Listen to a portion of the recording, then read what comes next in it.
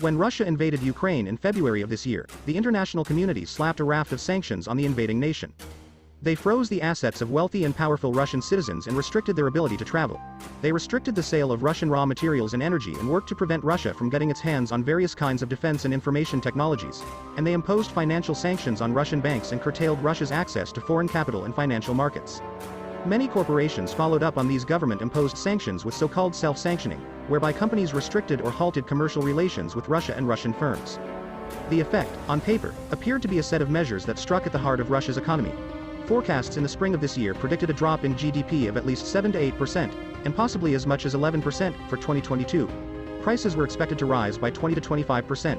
Foreign direct investment by corporations was forecast to fall as much as 25 to 28% over the year. But Russia has not been brought to its knees. Far from it.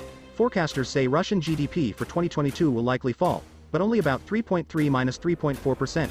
Inflation, meanwhile, will likely end the year at roughly 12%. Bad, but not close to as painful as predicted. And foreign direct investment. Estimates say it will fall by a mere 1%. Meanwhile, the war in Ukraine grinds on. The US has introduced new sanctions against Russia, after President Putin signed treaties to annex regions of Ukraine. EU countries are also considering further sanctions, to limit Russia's ability to pay for war. What are sanctions? Sanctions are penalties imposed by one country on another, to stop them acting aggressively or breaking international law. They are among the toughest actions nations